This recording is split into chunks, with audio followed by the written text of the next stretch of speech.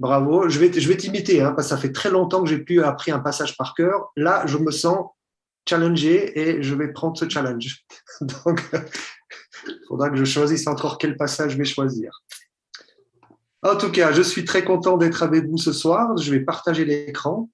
Comme ça, je vais. Hop, voilà. Donc, on va. Alors, la thématique de ce soir, c'est quelque chose que j'aime beaucoup, hein, tout ce qui touche à la santé mentale, santé spirituelle, santé émotionnelle.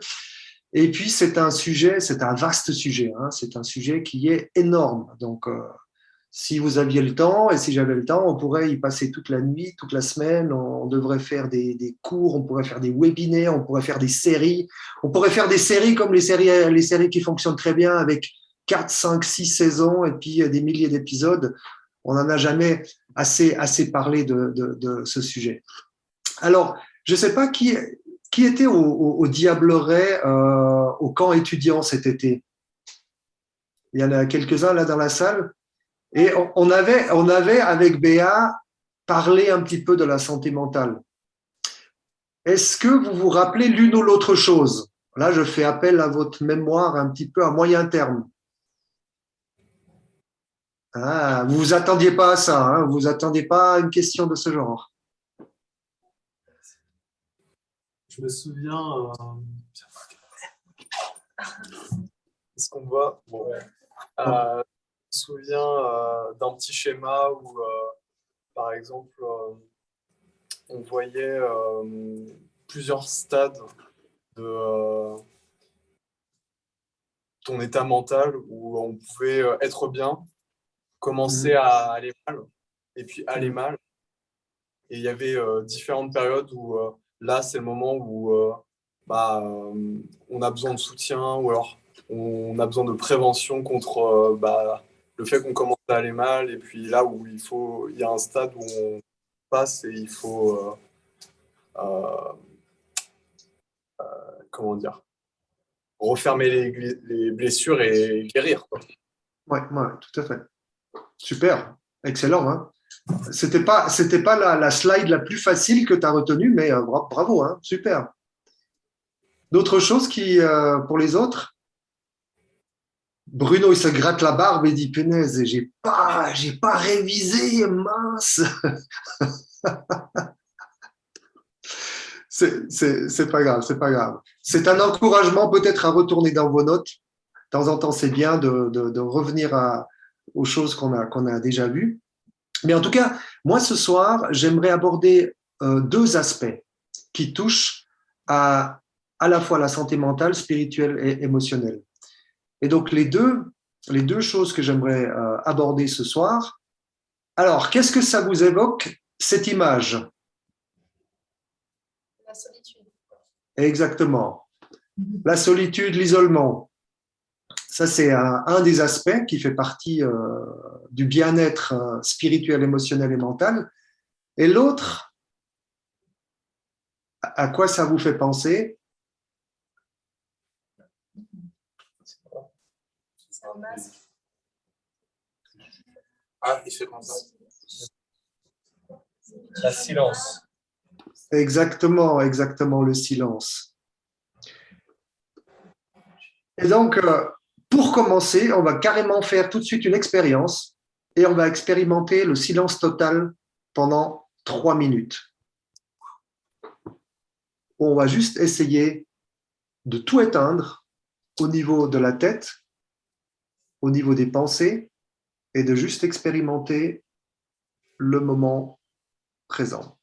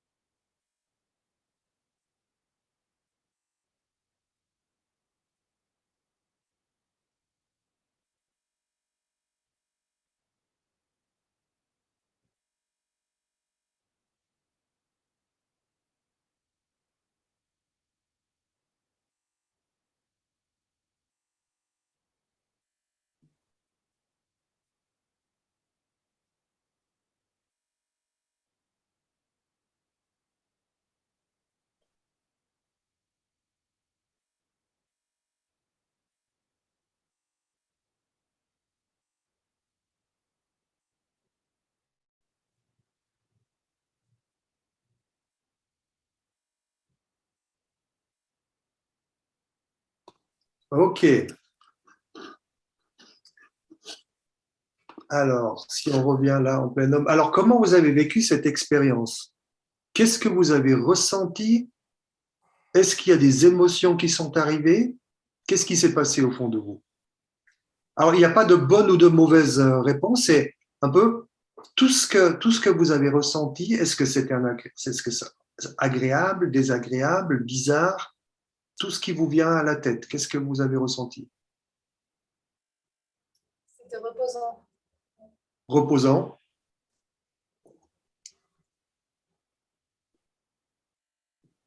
Autre chose?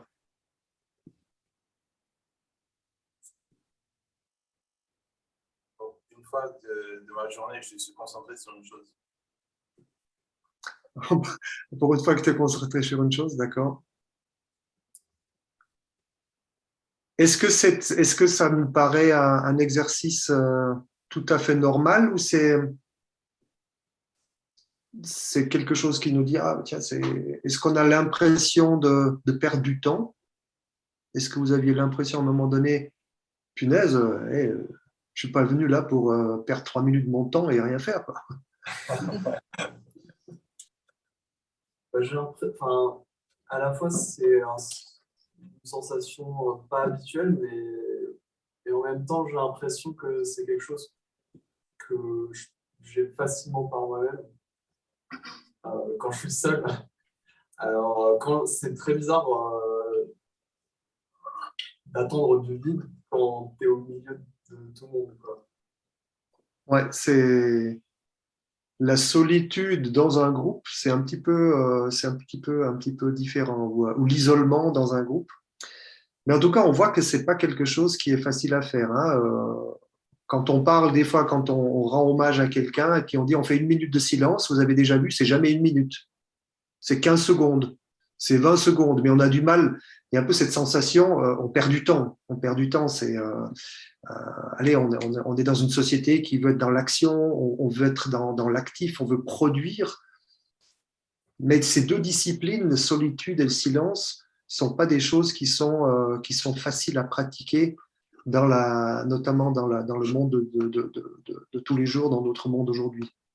Alors, je vais reprendre mes slides et puis on va directement entrer dans le vif du sujet. Alors, selon vous, alors là, je vais noter quelques obstacles. Quels sont les obstacles qui nous empêchent de trouver la solution, la solitude et le silence?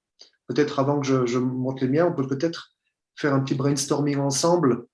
Pour vous, qu'est-ce qui peut être un obstacle pour trouver la solitude et le silence? Oui. Le bruit, oui. Le téléphone. Téléphone, ouais. Les pensées. Pardon, j'ai pas compris. Les pensées. Les pensées, oui. Le manque de concentration. Manque de concentration. La présence de personnes autour. Oui, présence de personnes. Les soucis. Les soucis. Ça nous fait une belle petite liste, hein. D'autres choses qui vous viennent à l'idée? L'envie.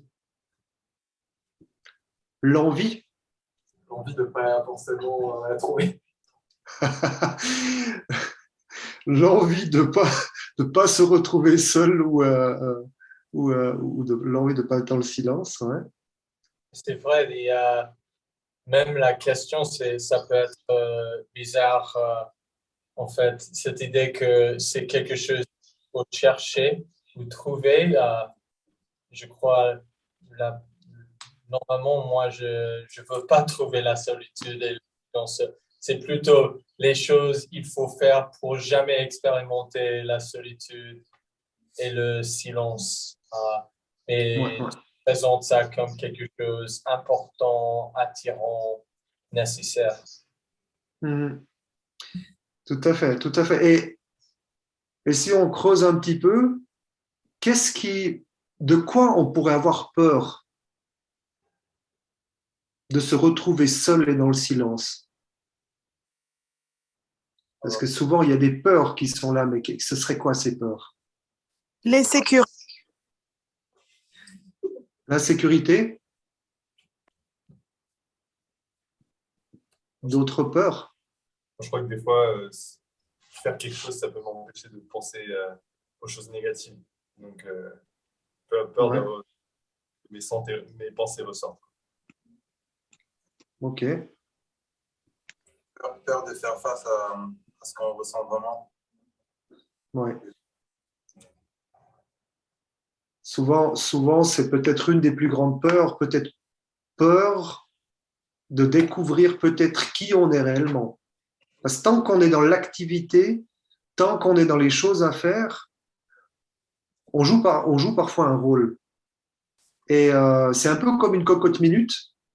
Hein, c'est comme un chaudron et puis on met un gros couvercle dessus et en dessous ça bout. Je dis, il faudrait que je me prenne le temps pour aller ouvrir et puis peut-être touiller un petit peu, regarder ce qui se passe. Et puis non, j'ai pas le temps, on va faire autre chose, mais parce qu'on a peut-être peur de découvrir qu'est-ce qu'il y a dedans, qu'est-ce qui va ressortir. Peut-être même la peur, mais qui suis-je vraiment? Et qu'est-ce qui se passe vraiment au fond de moi? Donc, c'est beaucoup plus facile de fuir finalement dans les activités. Alors, les choses qui peuvent nous empêcher de trouver la solitude ou le silence, le sablier, c'est le temps. Hein. Des fois, on dit, ah, mais j'ai pas le temps.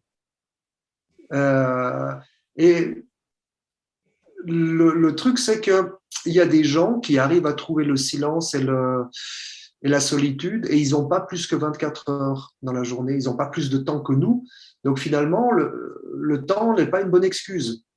C'est un obstacle qui peut nous arranger, mais c'est parce qu'on ne prend pas le temps. Et trouver la solitude et le silence, c'est pas quelque chose qui s'improvise. C'est quelque chose qui s'organise et qui se planifie. Et donc, si je l'organise et je le planifie, ça veut dire que je le veux. Ça part du principe que je veux mettre ça dans mon emploi du temps, je veux me permettre d'avoir le temps de trouver cette solitude et ce silence. Donc, c'est quelque chose qui s'organise. On l'a évoqué, le bruit, hein, boum, le bruit qui est fait par les gens, le bruit environnant, ça peut être la circulation. Avec l'âge, je suis un peu plus sensible au bruit. Alors, vous voyez l'image qui est derrière moi. C'est une image qui a été prise chez ma sœur qui habite dans les vignobles au-dessus de Lausanne. Donc, elle est dans les vignes. Et puis ça, c'est la vue depuis sa terrasse. Donc, quand on est là-bas, c'est le calme total. Aujourd'hui, j'aspire à habiter un endroit calme. Depuis chez moi, je marche 5 minutes, je suis dans la nature, il n'y a plus de voiture. Difficile de trouver ça à Paris. C'est pour ça qu'on fait aussi la différence. On peut trouver le silence, mais on peut aussi le silence ou la solitude, on peut le trouver aussi dans l'isolement. On peut aussi avoir ce moment, cette capacité à trouver du calme à l'intérieur de soi.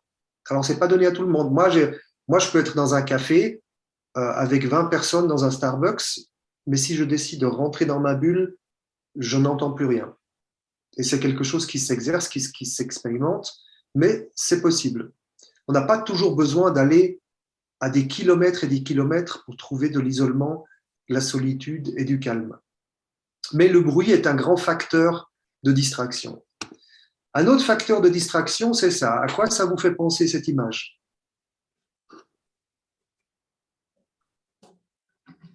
Les réseaux sociaux. Réseaux sociaux, oui, les réseaux sociaux, l'information en général. Alors, il y a une étude qui a été faite en 2008 et en 2008, il y a les Américains étaient exposés 11,8 heures par jour à des informations en continu. Donc, pendant 11,8 heures par jour, il y a un flot d'informations qui arrive sans cesse. Et nous, on consomme à peu près tous les jours 105 000 mots, plus de 105 000 mots, et 34 gigaoctets d'informations par jour. Alors, imaginez le flot d'informations qui nous tombent dessus.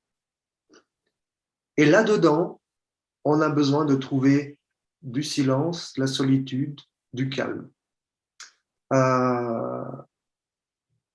Qui a expérimenté récemment une journée sans téléphone portable, sans notification, sans écran?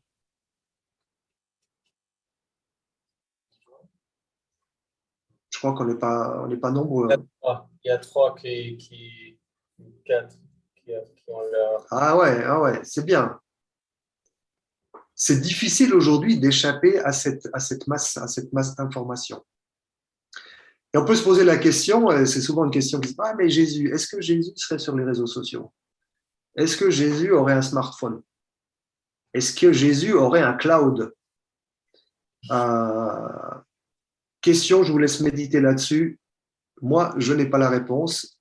Par contre, ce que je sais, c'est que qu'il ait un smartphone ou pas, qu'il ait un cloud ou pas, qu'il soit sur les réseaux sociaux ou pas, mais je pense qu'il continuerait à chercher la solitude et le silence, peu importe les circonstances.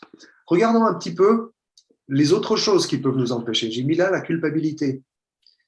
La culpabilité, c'est quelque chose qui peut nous empêcher de dire « Ah, mais non, mais j'ai pas le temps de faire un truc qui n'est pas productif en soi. » Donc, on peut se sentir le coupable de prendre le temps nécessaire pour se connecter au divin. Et donc, la culpabilité peut être un obstacle. Un autre obstacle, c'est le manque de foi. Est-ce qu'on y croit vraiment que le fait de se retrouver à un endroit calme et de consacrer un moment précis, des moments précis dans la journée à rechercher la présence de Dieu, à rechercher le silence et l'écoute, est-ce qu'on croit que c'est efficace? Est-ce qu'on croit que ça va nous apporter quelque chose? Parce que si on ne le fait pas, il y a une raison. Soit je me culpabilise, je n'ai pas le temps, je me prends le temps, j'ai les soucis, j'ai les choses de la vie qui m'engloutissent. Ou alors, à un moment donné, je dis, est-ce que ça sert vraiment à quelque chose? Posons-nous la question, essayons d'y répondre. Maintenant, regardons quelques passages sur la solitude et le silence dans la Bible. Ici, on a le passage en Lamentation qui a été écrit par Jérémie. Et Jérémie, il dit, « Je le déclare, l'Éternel est mon bien. C'est pourquoi je veux m'attendre à lui. L'Éternel a de la bonté pour celui qui compte sur lui, pour celui qui le recherche. Il est bon d'attendre en silence le secours de l'Éternel. Il est bon pour l'homme de devoir se plier à des contraintes dans sa jeunesse. Qu'il se tienne solitaire et silencieux lorsque l'Éternel le lui impose. »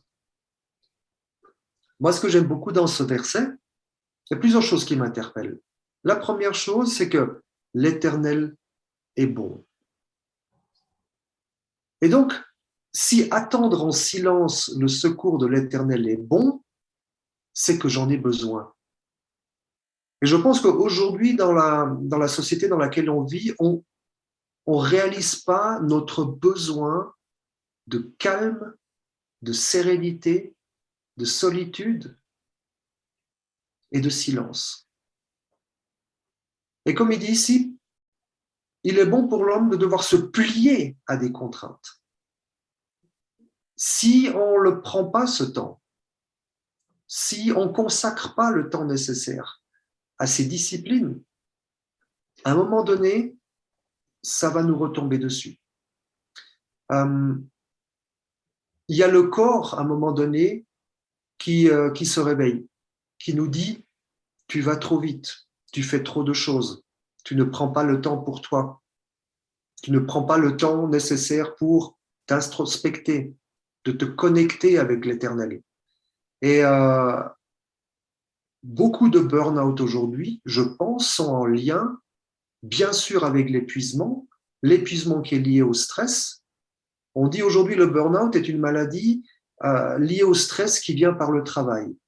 Mais le travail dans le sens large, c'est-à-dire quelle est l'occupation, la plus grande occupation de notre journée. On peut faire des burn-out en étant à la maison, en prenant soin des enfants et puis en prenant soin du foyer. On peut faire un burn-out en étant étudiant et on peut faire des burn-out en étant un disciple qui pense courir sur tous les fronts parce qu'il faut être partout, parce qu'on confond le rôle, notre rôle avec le rôle de Jésus. C'est Jésus le Sauveur, c'est lui sur le trône et c'est pas moi. Et donc, à un moment donné, si on n'écoute pas, c'est notre corps qui va nous rappeler à l'ordre. Ça va affecter notre santé mentale, notre santé spirituelle, notre santé physique. Quand on a travaillé pour l'Église la première fois, entre 93 et 2000, je crois que c'était 93 et 2000-2001, je commençais à avoir des problèmes de dos assez sérieux. Alors, bien sûr, j'avais une hernie discale, mais il y avait autre chose que l'hernie discale. Et il y a quelque chose au fond de moi qui bouillonnait. Et à cette époque-là, j'avais horreur de me retrouver seul. J'avais une peur bleue d'être tout seul, moi, avec Dieu, dans l'écoute de Dieu. J'ai passé des moments de méditation, mais c'était plus des moments de développement personnel. Dieu était devenu un outil de développement personnel pour moi. Ah, il faut que j'augmente ma foi. Ah non, je vais prier pour augmenter la foi. Je vais lire des études pour augmenter la foi. Ah, il faut que je change ça. Alors, je vais étudier des trucs pour... Mais je n'étais pas dans la connexion pour être juste dans la présence de l'Éternel, dans la présence de Dieu. Essayer de l'écouter. C'est comme une personne qu'on aime. Quand on est avec quelqu'un qu'on aime, on a envie de l'entendre parler, on a envie de savoir des choses sur elle, on pose des questions, on a envie de connaître tous les recoins de la personne. Et à un moment donné, ma relation avec Dieu est devenue un moyen pour essayer de réparer ma vie. Or, c'était plus vraiment une relation personnelle. Eh bien, les problèmes de dos ont augmenté, je n'ai pas écouté, ma santé mentale s'est détériorée, ma santé physique, ma santé spirituelle. Et à un moment donné, j'ai dû dire stop, j'en pouvais plus. Et j'avais tellement mal au dos que j'arrivais même plus à regarder un magazine automobile. J'aime beaucoup les voitures et ça, c'était ma distraction.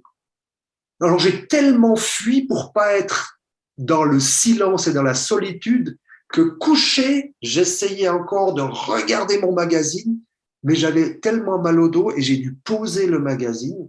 Et j'avais l'impression que Dieu me disait, Richard, maintenant tu arrêtes de fuir. Regarde, tu peux même plus porter un magazine de 20 pages. Maintenant, tu vas juste rester là, dans le silence et écouter. Et j'avais une peur bleue de ça. J'avais peur de ne pas être à la hauteur. J'avais peur que finalement, j'avais des doutes. Est-ce que Dieu est vraiment bon? Est-ce que Dieu veut vraiment la meilleure chose pour moi? Est-ce que je suis vraiment un bon gars? Est-ce que je vais y arriver? Et donc, il fallait que je reconstruise ma confiance en lui et que j'apprenne à apprécier les moments de solitude et de silence dans la présence de Dieu. Et que Dieu est un Dieu plein de grâce. Il n'est pas là pour me punir. Il n'est pas là pour me dire « t'as raté ceci, t'as pas encore fait cela ». Il est là pour m'apprendre à marcher avec lui, à le connaître. Et plus je le connais, plus je crois qu'il est bon. Plus je le connais, plus ma foi augmente. Plus je le connais, plus j'ai envie de faire des choses pour lui. Parce que c'est un Dieu qui est tellement bon, tellement gracieux. Et plus j'ai envie de rechercher ces moments de solitude et de silence pour partager avec lui, parce que c'est mon Père. Il m'a fait, il connaît tous mes recoins et je n'ai rien à cacher. Donc, La solitude et le silence, c'est quelque chose qu'on a besoin de prendre au sérieux et ça fait partie des disciplines spirituelles les plus importantes. Alors, souvent, quand on parle de disciplines spirituelles, on parle de la méditation, de la prière, du jeûne, mais on oublie la générosité, la simplicité, la solitude, la joie. Il y a plein d'autres disciplines qui sont extrêmement importantes. Et la solitude et le silence font partie des disciplines majeures pour se connecter avec l'Éternel. Alors pourquoi? Alors on voit, mais pourquoi finalement? Pourquoi le silence et la solitude? Habakkuk 2, verset 20. Moi, j'aime beaucoup ce verset. Donc Habakkuk, le livre d'Habakkuk est présenté un peu comme sous forme d'une lettre entre Dieu et son prophète. Et à l'époque, c'était pas évident la situation. Il y avait l'arrivée des Babyloniens qui était annoncée, et donc Habakkuk il vivait dans un moment assez terrible du peuple.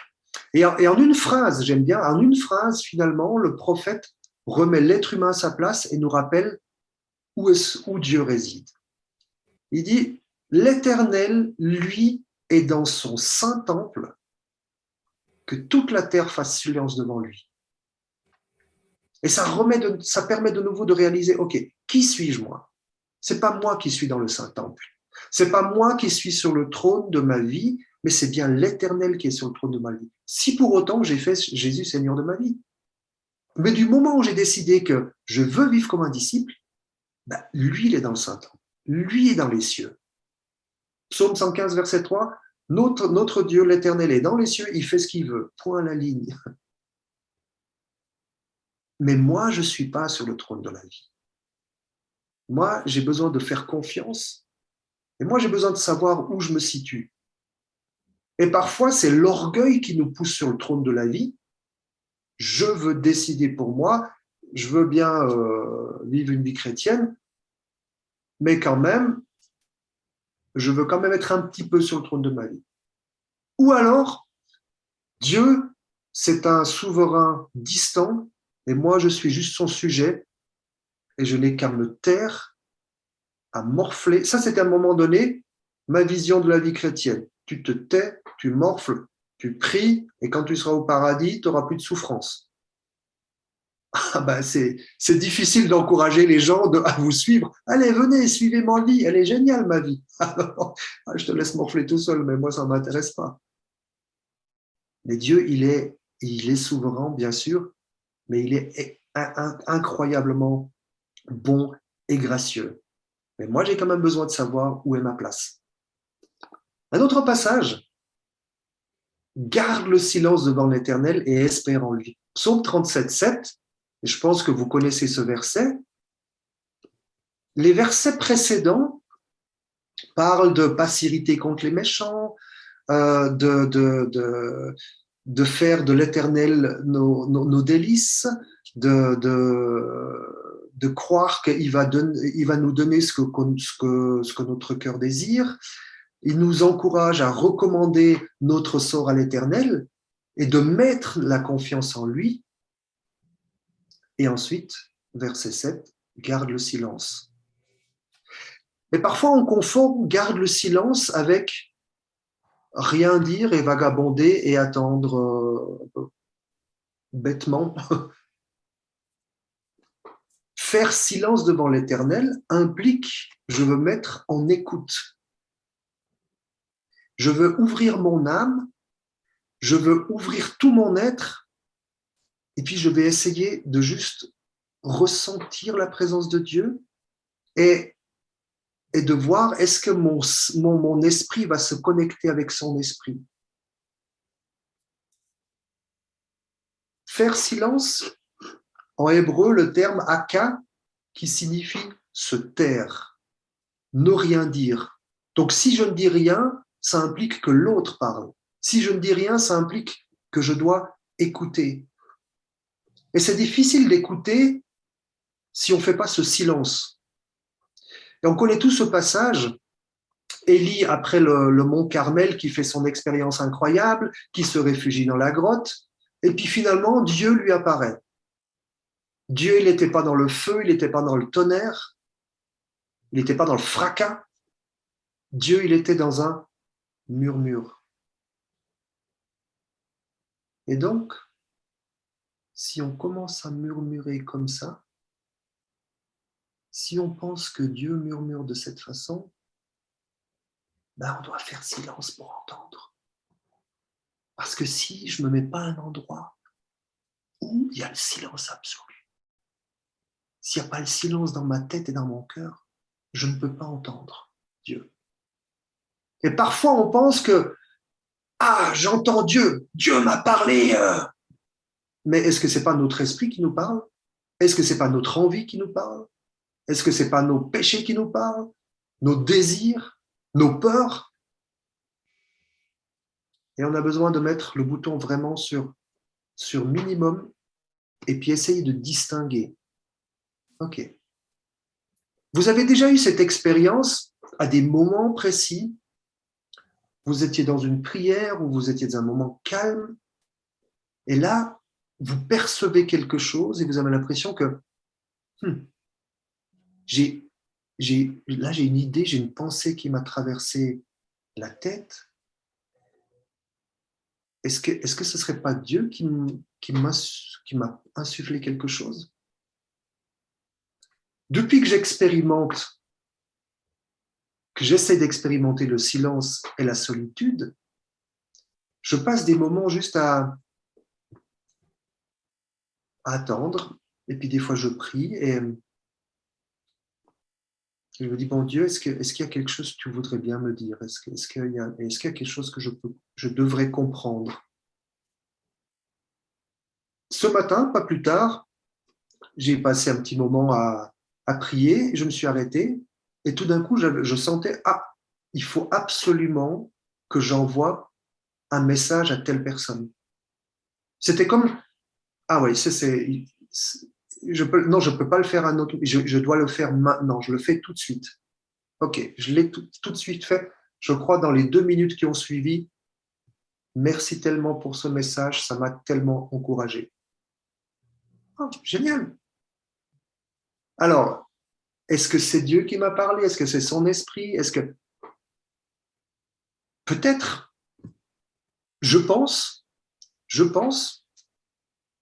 j'essaie de faire de plus en plus le calme dans mon cœur et dans ma tête pour enlever les agitations, mais j'ai de plus en plus d'idées qui me viennent, que je note, et après je les passe à travers la prière. Dieu, est-ce que tu penses que c'est une bonne idée? J'ai ressenti ça, il me semble que tu m'as dit de faire ça, mais est-ce que c'est vraiment une bonne idée? Je repasse ça dans la prière, et si les choses persistent, et si j'ai toujours un doute, je demande autour de moi, mes frères et sœurs, tiens, j'ai l'impression que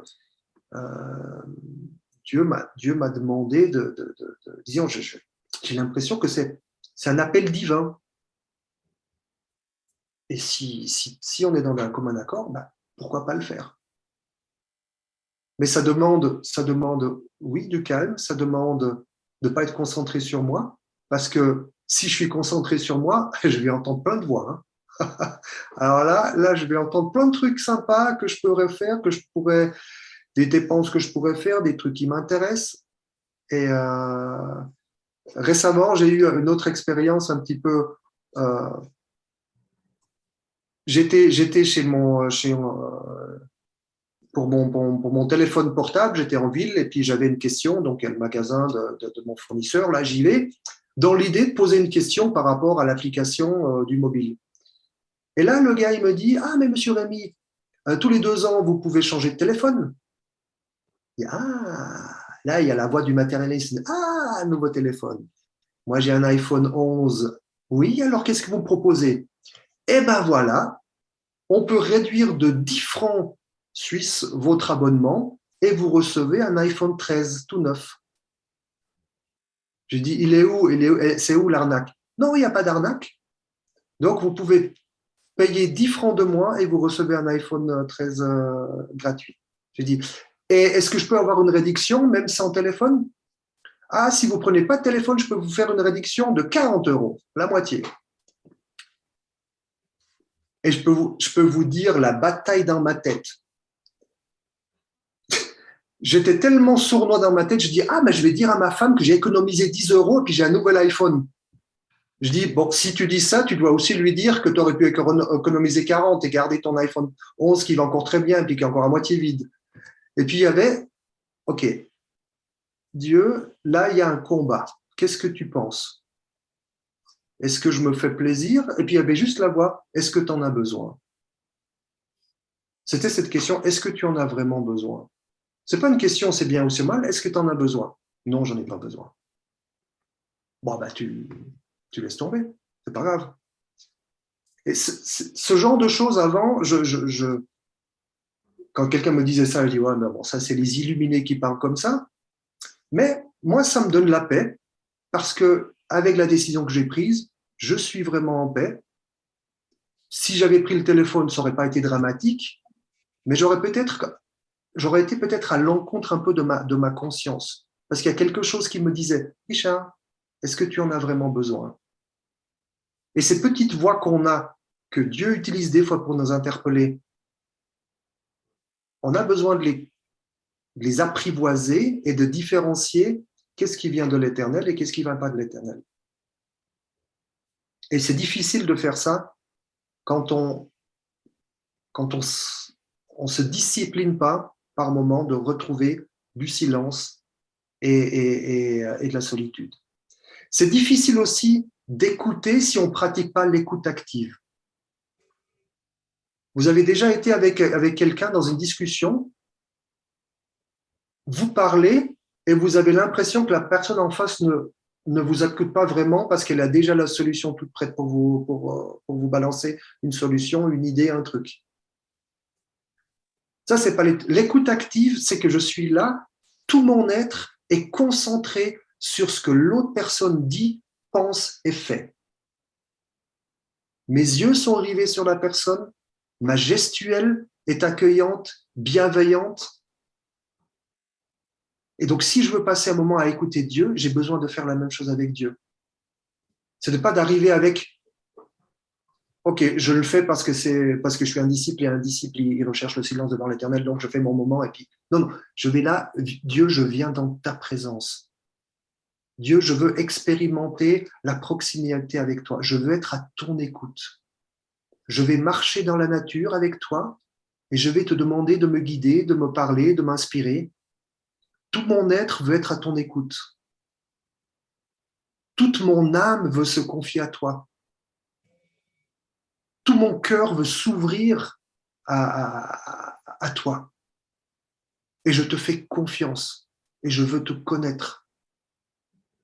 Ce qui compte, c'est la présence de Dieu. C'est difficile d'écouter si on cherche des solutions. Ah, je passe un moment avec Dieu pour trouver une solution. Dieu, j'ai besoin. Dieu, je voudrais. Dieu, il faudrait que. Dieu, j'aimerais bien. C'est pas une mauvaise chose en soi. Dieu, il dit, venez vers moi, demandez et je vous donnerai. Est-ce que la majeure partie de notre connexion avec Dieu réside au fait de lui demander des choses? Ou est-ce qu'on est là aussi pour expérimenter, apprécier sa présence et écouter? Sinon, Dieu peut venir très vite, comme je dis tout à l'heure, une solution de développement personnel, ou alors Monsieur Baguette Magique, Dieu, est-ce que tu peux faire ça? Bien sûr, je peux. Dieu, il peut tout. Mais est-ce que je crois que Dieu peut tout faire? Quelqu'un m'a dit une fois, si je crois que Dieu peut tout faire, bah dans ce cas-là, il n'y a même pas besoin de demander. J'ai dit, comment ça?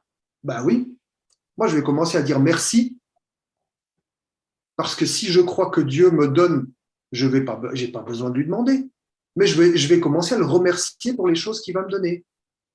J'ai dit, ah, ça c'est quand même extraordinaire, quoi. Est-ce que vous avez déjà expérimenté ça? Dieu, merci pour la merveilleuse journée que tu vas me donner demain. Parce que tu sais, tu vois mon cœur. Tu vois sur mon cœur. Moi, j'ai envie de passer une très bonne journée demain. Il y a des choses un peu difficiles. Et déjà maintenant, je vais te remercier parce que la journée, elle va être bonne.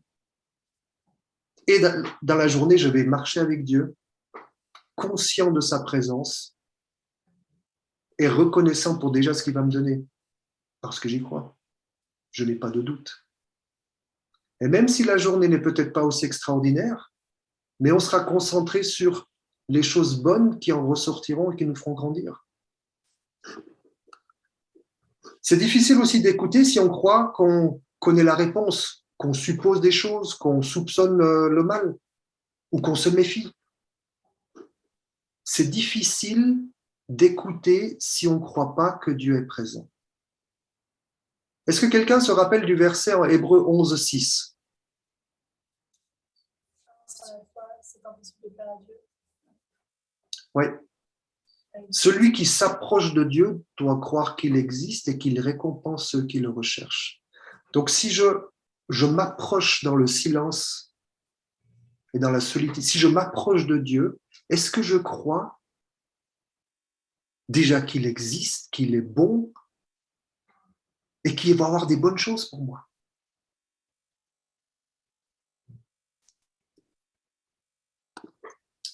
Marc 1, 35.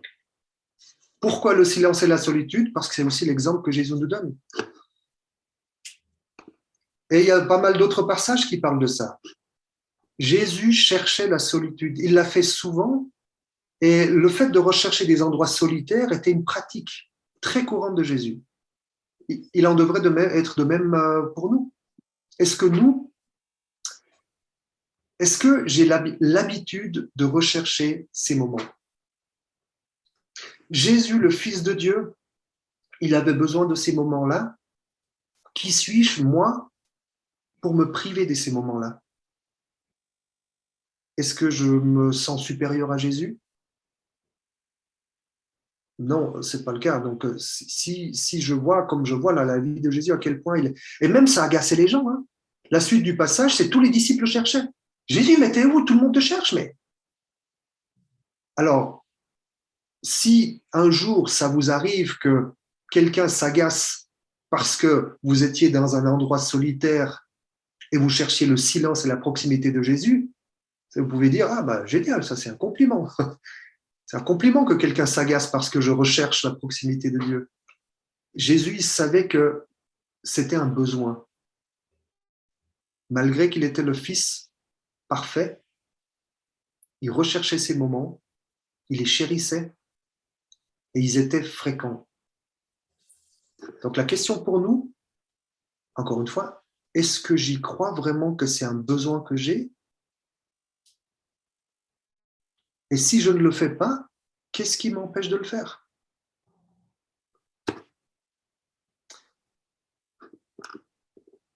Alors pour finir, je vous ai listé quelques bienfaits de la solitude et du silence que j'ai découvert pour moi-même. Alors moi, je vous encouragerai par la suite à expérimenter le silence et la solitude pour de faire vous-même votre propre liste des bienfaits. Moi, j'ai remarqué que ça fait l'effet d'un reset. Hein, vous avez déjà vu, quand vous utilisez un ordinateur pendant un certain temps, ça commence à bugger, la mémoire cache est pleine, et très souvent, on éteint l'ordinateur, on le redémarre, et puis ça fonctionne mieux après. Moi, ça marche pour moi. Je fais régulièrement des moments de silence et de solitude, je fonctionne mieux après. Une chose qui marche très bien pour moi, c'est d'aller nager au lac. J'y étais encore hier. Je peux vous dire que j'étais que 5 minutes parce que le lac, il était à 10 degrés. Mais pour moi, ce sont des moments de solitude et de silence que je passe avec l'Éternel. Et je nage avec Dieu. Et c'est peut-être une solitude que je ne connaissais pas avant. Avant, solitude, j'allais à un endroit seul et je me sentais seul. Aujourd'hui, quand je suis dans la solitude, je suis avec Dieu. Et je fais les choses avec lui. Et il m'accompagne dans tout ce que je fais. Et c'est vrai que Le fait de sortir de l'eau glacée, moi, j'ai l'impression de faire un reset total. Et ce moment, sans forcément parler, d'expérimenter juste ce moment, libère ma mémoire cache. J'ai l'impression que toutes les mauvaises choses sont parties et je refonctionne mieux. Prendre du recul. Faire ces moments-là, ça permet de prendre du recul de différentes situations de vie. C'est un peu comme on dézoome et on comprend mieux finalement la grande image. Et quand on est tout le temps dans l'activité, quand on est tout le temps dans le bruit, quand on est tout le temps avec le monde, on voit les petites choses, mais on oublie la grande image. C'est comme si on était fixé sur 3 ou 4 pièces de puzzle et on essaye de discerner, ah mais c'est quoi, je sais pas ce que c'est comme image. Comment deviner quelle est l'image à partir de 3 ou 4 pièces de puzzle s'il y en a 5000? Donc on a besoin de faire cet exercice de dézoomer et le fait de s'arrêter, d'être dans le silence, d'être un peu dans la solitude, ça permet de prendre du recul des situations, ça permet d'apaiser nos émotions et ça permet de voir l'image d'un angle différent. Et très souvent, ça apporte même des solutions aux problèmes. Apprendre l'écoute sans objectif. Ça, c'est aussi quelque chose, souvent, oui, je m'approche de Dieu avec une idée précise. Soit je lui demande des choses, soit je lui soumets plein de prières, soit je me dis, je veux le connaître, il faut que je le connaisse mieux. Mais il y avait souvent un objectif. Et là, juste, il n'y a pas d'objectif, il y a juste le désir de la présence. Le désir de ressentir Dieu, d'être à ses côtés, sans but et sans objectif. Une autre chose aussi, ça fortifie mon ancrage. Aujourd'hui, plus que jamais, je sais qui je suis et je sais qui est Dieu. Et lorsqu'il y a des moments qui arrivent dans ma vie où je néglige ces moments, je perds mon ancrage et je deviens vacillant. C'est comme un arbre qui n'a pas des racines fortes et qui peut se faire déraciner quand il y a un coup de vent trop violent. Et quand je commence à basculer de tous côtés, je dis wow, mon gars, ton ancrage, il est où ton ancrage? Et il faut que je retourne dans mes moments de silence et de solitude. Et ça me permet de nouveau de me reconnecter. Dieu, il est aux cieux, c'est mon Père, je suis son Fils, je suis cohéritier avec Christ. Lui, c'est tout, moi, je suis là pour apprendre. Il a donné Jésus, je suis sauvé grâce à lui, je vis sous la grâce. Et tout ce sentiment de « mais que peuvent me faire les hommes? Qu'est-ce qui peut m'arriver? Mais si Jésus est pour moi, qui est contre moi? Qui pourra me séparer de l'amour de Dieu ?» Toutes ces émotions et tous ces sentiments viennent du fait que j'expérimente cette proximité et mon ancrage me le rappelle et ça me permet après d'affronter des situations complexes de la vie, des situations difficiles, mais ça fortifie mon ancrage. Une autre chose que ça me fait, c'est ça me permet d'expérimenter la paix profonde. Ça ne veut pas dire que j'ai la solution à tous les problèmes, parce que c'est Dieu qui a la solution. Moi, je peux être son porte-parole. Moi, je peux être celui qui ouvre la bouche. Je peux être celui qui encourage. Mais la solution, c'est Dieu qui l'a. La solution, c'est en Jésus. Et donc, il y a plein de choses que je me mettais sur mon dos que je ne me mets plus sur mon dos. Parce que le fait de marcher régulièrement avec Dieu et d'attendre cette proximité, c'est exactement le passage que Agnès nous a récité. « Venez à moi, vous tous qui êtes chargés et fatigués. » Et le fait de rentrer dans cette présence, parfois sans même demander, la charge, elle s'enlève. Même pas besoin de Dieu, enlève-moi. Non, je suis dans ta présence, cette charge, elle passe, elle part tout de suite. Et donc, je suis dans une paix que je n'ai jamais expérimentée auparavant. Calme, la sérénité. Et puis, ça m'apprend la modération. Le fait, moi, je suis quelqu'un qui parle beaucoup, je suis quelqu'un qui peut être euphorique, je suis quelqu'un qui peut avoir des hauts et des bas. Et donc, du coup, le fait de régulièrement expérimenter ces moments de solitude, je n'ai plus peur d'être seul, je n'ai plus peur de découvrir qui je suis, parce que je sais que Dieu me connaît aussi, et il m'aime tel que je suis. Donc, je n'ai pas besoin d'être différent, je n'ai pas besoin de lui montrer une image autre que celle qui est la mienne, mais je peux l'approcher avec sincérité, avec honnêteté. Et donc, ça me permet d'éviter des hauts trop euphoriques pour perdre le contrôle et les bas trop dépressifs qui me mettent dans des états de nostalgie, de tristesse. Je vais toujours rester quelqu'un avec beaucoup d'émotions, mais ça m'a appris à être plus dans la modération et puis aussi être plus dans l'écoute. Et puis, il y a plein d'autres choses que vous pouvez rajouter. Donc, question et à méditer pour vous. J'aimerais vous encourager avec ces deux questions. Qu'est-ce qui vous empêche aujourd'hui de rechercher le silence et la solitude?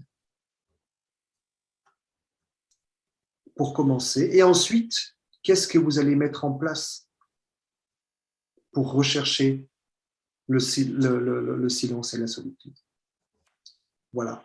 Si vous voulez une petite inspiration, je ne sais pas si vous connaissez ce livre, Éloge de la discipline, de Richard Foster, qui parle des différentes disciplines spirituelles. Et donc, on parle des disciplines intérieures, les disciplines extérieures et des disciplines collectives. Et dans les disciplines extérieures, il y a justement la solitude, qui fait partie d'une des disciplines spirituelles majeures dans beaucoup de gens qui avaient beaucoup de foi. Donc, si vous voulez, je pourrais vous envoyer les coordonnées, si vous voulez une petite inspiration de lecture